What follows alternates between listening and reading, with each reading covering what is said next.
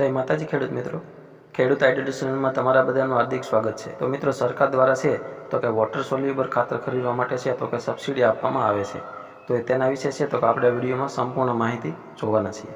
તો વિડીયો છેલ્લે સુધી જરૂરથી જોજો અને અમારી ચેનલ ઉપર પહેલી વાર આવ્યા હોય તો ચેનલને સબસ્ક્રાઈબ કરી દેજો અને બાજુમાં પેલા બેલ આઇકોનને પ્રેસ કરી દેજો, જેથી કરીને છે તો કે અમારા જેવા નવા વિડીયો અપલોડ થાય તો તેની નોટિફિકેશન છે તો કે તરત જ તમને મળી જાય।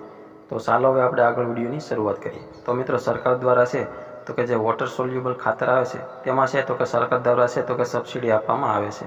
તો એમાં આપણે સબસિડીના ધોરણની વાત કરીએ અને મિત્ર, તમે જો સામાન્ય ખેડૂતમાં આવતા હોય તો તમને છે તો કે ખર્ચના 50% અથવા તો વધુમાં વધુ રૂપિયા 10,000 બેમાંથી જે ઓછું હશે તે છે તો કે તમને સબસિડી મળવાપાત્ર થશે।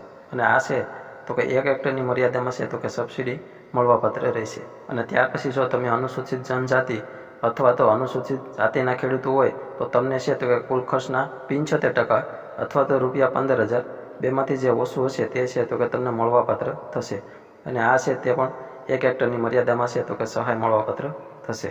ત્યાર પછી હવે આપણે અરજીની વાત કરીએ તો તમારે છે તો કે આઈ ખેડૂત પોર્ટલ ઉપર બાગાયત વિભાગમાં છે તો કે ઓનલાઈન અરજી કરવાની રહેશે। અને અરજી કરવાની આપણે છેલ્લી તારીખની વાત કરીએ 26/4/2026 છે તો કે છેલ્લી તારીખ રહેવાની છે। આ સમયગાળા દરમિયાન છે તો કે તમારે અરજી છે તો કે કરી દેવી। અરજી તમારી મંજૂર થઈ જાય ત્યાર પછી છે તો કે તમારે ખાતરની ખરીદી કરવાની રહેશે। અને ત્યાર પછી છે તો કે જરૂરી ડોક્યુમેન્ટ છે તમારા ગામના જે ખેતીવાડી અધિકારી હોય તેને છે તો કે જમા કરાવવાના રહેશે। અને ત્યાર પછી છે તો કે સબસિડીની રકમ તમારા ખાતામાં જમા કરવામાં આવશે। તો આ વિડીયોમાં આટલું જ, મળશું આપણે એક નવા વિડીયોમાં। ધન્યવાદ।